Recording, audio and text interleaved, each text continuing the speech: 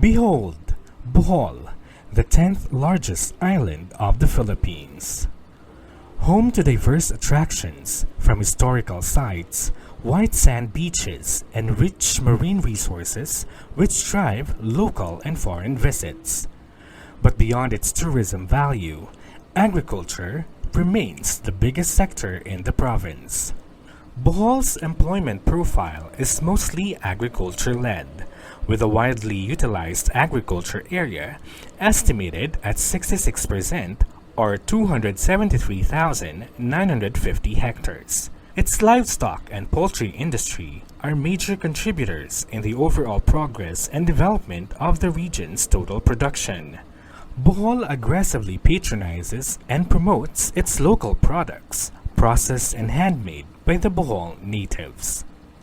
In the municipality of Hagna, a town home to Bohol's sought-after delicacies, Tableja or Tableja making has shaped a culture. Having been around for generations, its production has built lives, fulfilled dreams of many locals, and its resource as a livelihood holds multiple potentials. Dako kay ning significance sa among lungsod tungod kay daghan ang natabangan. Dili lang sa mga butang pang-adlaw-adlaw kundi significant sa panginabuhi sa among lungsod. Ang kakao karon mao'y naghatag og daghan yung kaayuhan og livelihood, maunay nihatag og dakong kusog og dakong assistance sa mga kababainan. Ang employment dili lang sa magbuhat sa katabliya kundi ang amo usab nga pagpadayon nga amo yung palakason ang atong pagtanom ni anang kakao. Ang tableya puno kini sa minerals and vitamins. Una, ang magnesium. Ang magnesium makatabang ni pag-regulate sa ato ang blood pressure. Ikaduha, ang calcium. Ang calcium usa ni sa makapaglig-on sa ato ang bones and teeth. Katulog ang ikaupat, ang potassium ug ang phosphorus. Mao ni ang mga minerals nga makatabang dili ta dali mabikugan. Ang iron mao ni ang minerals nga makatabang paglagsik sa ato ang lawas. Puno usab kini sa antioxidant. Safe usab sa mga diabetic. Pero dili butangan og sugar. Let's marvel into the world of Bohol's chocolate industry, Tableja. Battered by various natural calamities, such as the 7.2 magnitude Bohol earthquake, havoc of Super Typhoon Yolanda and Typhoon Queenie,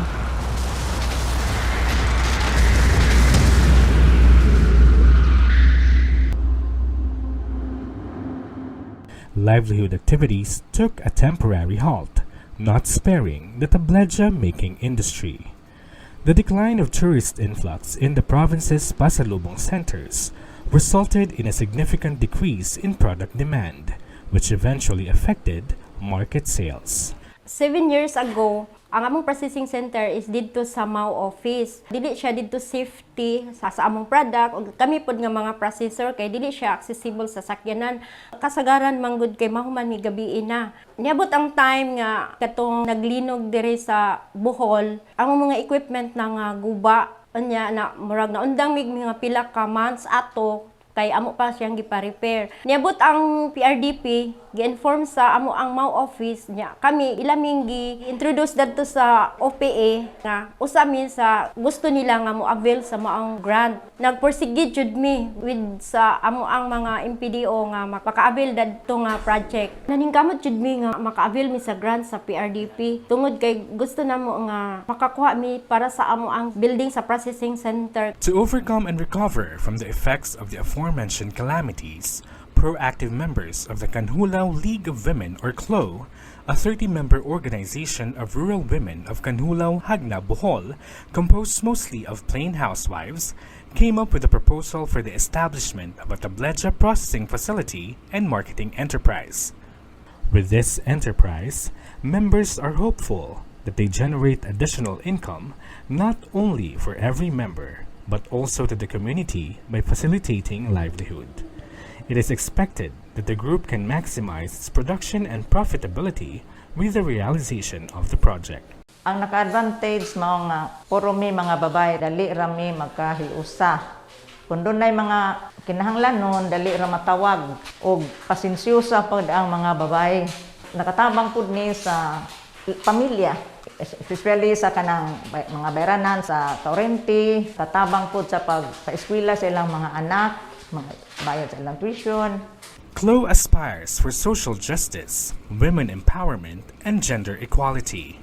The organization has been in operation since 2006 and was duly registered in the Department of Labor and Employment on December 11, 2006 with registration certificate number 3631. In 2020, CLO bagged the Kabuhayan Awards as the Best Dole-Assisted Livelihood for Group category under the Department of Labor and Employment, and the Suhid sa Malampusong Bulanon, recognizing CLO as the Outstanding Agri-Enterprise for the Crops category.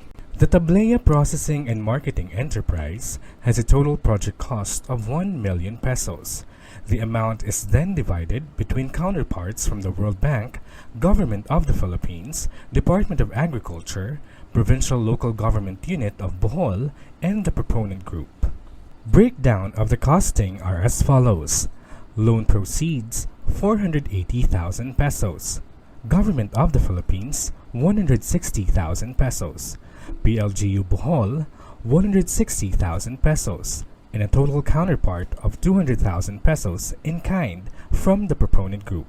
Through the funding, the enterprise is able to acquire its own processing facility, improved equipment, and capitalization.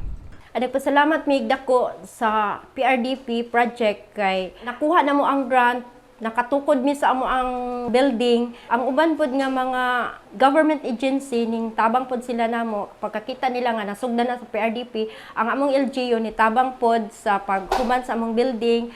Hangtod nga ang DTI ning sud na pod namo naghatag mga equipment, hangtod nga nakumpleto siya. Then nag-apply mi sa amo ang FDA LTO license to operate. Tableja makers in Barangay Canhulao would purchase fermented cacao beans coming from Hagna and its neighboring municipalities, Sierra Bullones and Butuan. At present, Hagna has a total of 35,000 cacao trees planted in 4 different barangays, covering a total land area of 31 hectares. This plantation is managed by 120 farmers from 2 different grower associations in the municipality. This brings symbiotic benefit to both farmers, growers, and tableja makers, as the association considers providing premium price of cacao beans sourced out from Hagna. The establishment of a management team is to ensure that every product conforms to the high-quality standards of the enterprise. The Tableja production unit needs at least 5 workers per production cycle at maximum of 30 gantas or 45 kilos per production capacity. Quality fermented cacao beans sourced from Hagna and Sierra Bullones, Bohol are then carefully and manually sorted by the team. The beans are originally grinded using the metate or grinding stone after being roasted and peeled off. Once cooled yet moderately moist, it is carefully molded or shaped into Hershey-like chocolate kisses called tableja, using the binsoy or a pair of sharp-edged steel knives with rounded ends. The product is packed in different sizes and labeled as Hagna Tableja with the following label content: name of the manufacturer, expiration date, date produced, contact number, and net content. To assure longer shelf life of product, it will be properly sealed and packed. Currently, CLO has 6 institutional buyers from Eco Store Makati, Manila, Island City Mall in Tagbilaran, Philippine Carabao Center in Ubay, Bohol, Salud Delights located at the Public Market in Hagna, Bohol Electric Cooperative Boheco 2 Office.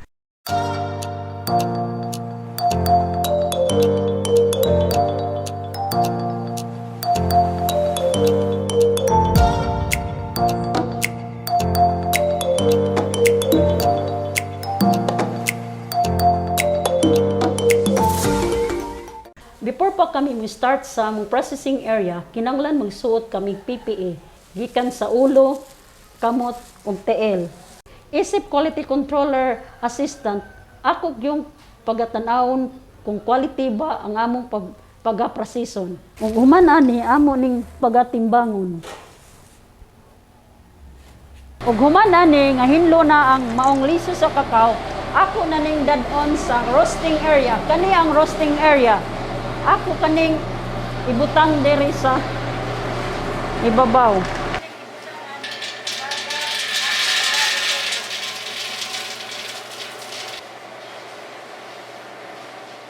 Pag human at bubo, mao na ni siya ang naluto na, mao na among paghahaonon. Pag human na sa luto, ako na po nang dadon sa cracking area.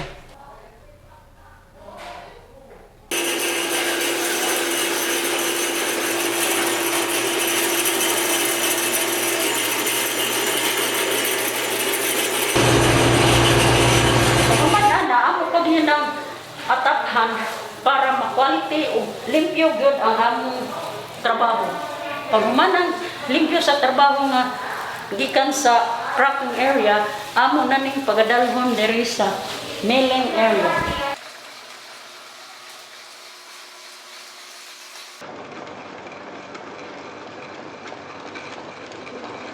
Pag human ani sa milling area, amo na ning pagadalhon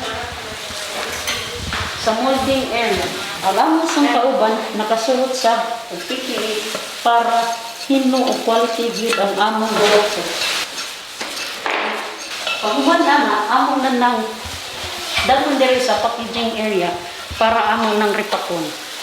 Ug ang nagtrabaho sa magsuot sa PPA para quality o sure nga limpyo gyud. Nakaati nami sa mga training sir labi na sa cacao master training ug sa cacao beans grading ang sensory analysis para maibaw na mo kung unsaon pag pili sa cacao sa maayong klase nga cacao beans.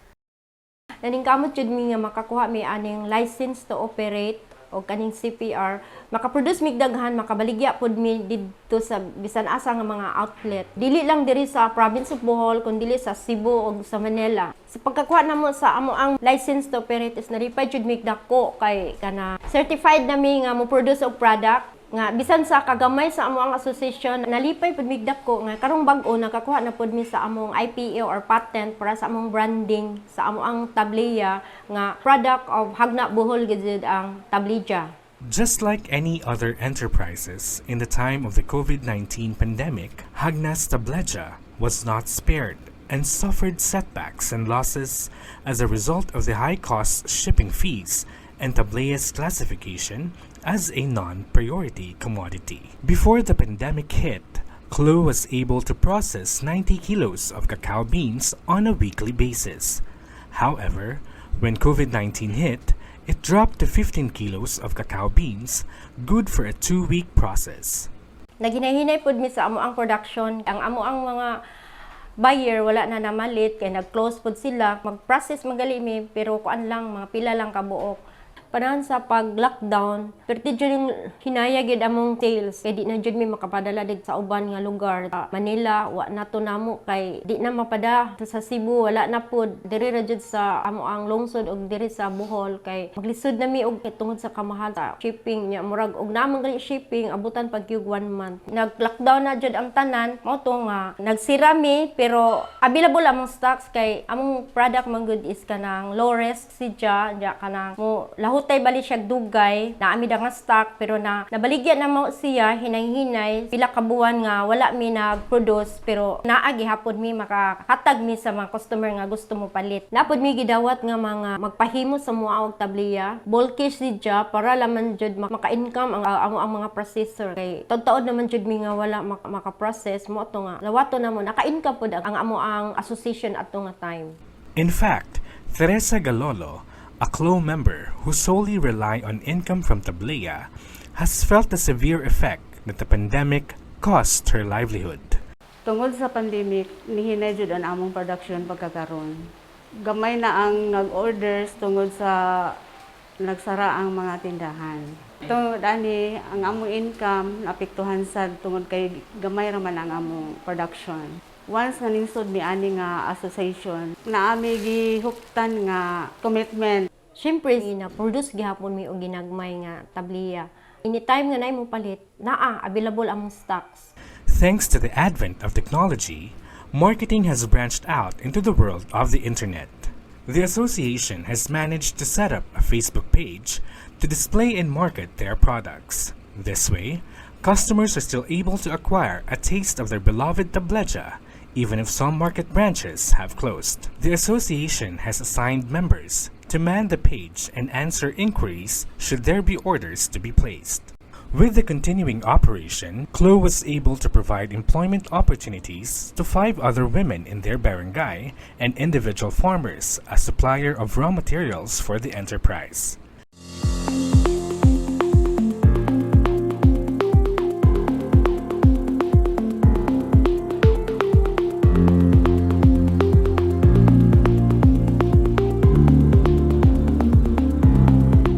Karon kay abri naman ang mga tourism, nagplano mi nga mo increase pud sa mo ang production from 15 ihimo na sa namon siguro 60 per week for the coming months. Gusto pud mi nga makahimo mi og kanang choco powder, chocolates nga pangmasa, tableya cold drinks ug uban pa nga kanang related sa tableya, moist cake nga napud mi plano nga maghimo og kanang cacao tea, cacao nibs. Pag ma-realize nang naamudugang gid mi og women members. And because of CLO's good standing and performance, they continue to receive trainings and capability building for organization and technical trainings provided by both government and non-government support groups.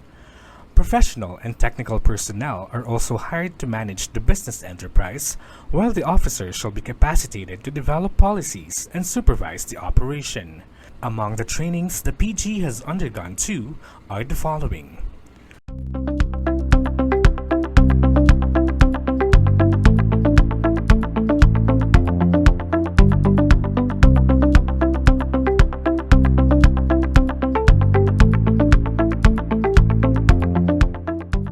Our program for the past 3 years is on the rehabilitation of cacao in the province of Bohol. And now, we are rehabilitating all the nurseries of cacao in the province.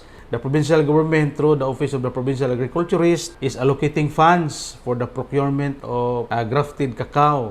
Our role in the Provincial Agriculture Office, we are monitoring and helping technical support for the cacao growers, because the number one requirement in order to attain the quality tableya is also to produce quality cacao beans in the province of Bohol.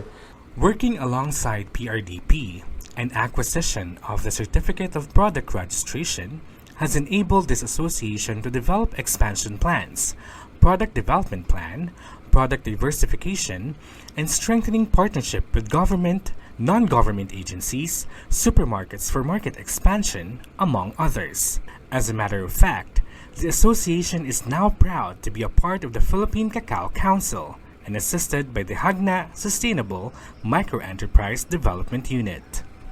Ang among role, gilink ang mga farmers ngadto sa mga processors. Ang among relationship sa Kanhulaw League of Women sa Hagna, Bohol, nag-supply og direct materials like cacao beans sa ilang processing. So, gikat namo ang in-between. So, we are supplying directly sa ilang organization. And also we have a strong, more than 100 members, cacao stakeholders, the Association of Bohol Cacao Producers, headed by Mr. Bernardo Caraan. We are happy to note that Bohol is one of the few provinces in the country who has been assisted by the Government of Canada in the implementation of the Great Women Project 2. For the last 2 years, through the Great Women Project, we have been implementing numerous projects in farm development, nursery development, post-harvest activities. In order for us to get the best tableya and the best chocolate, we have to have a very good post-harvest protocol that we have to follow. As the father of the province of Bohol, I would like to express the Boholanos' gratitude to the World Bank and the Department of Agriculture as we continue to implement the Provincial Commodity Investment Plan in convergence with national government agencies and the private sector. We look towards what we can accomplish further. We have addressed the basic needs of our partner communities. Now we have to step up to more strategic value-creating investments.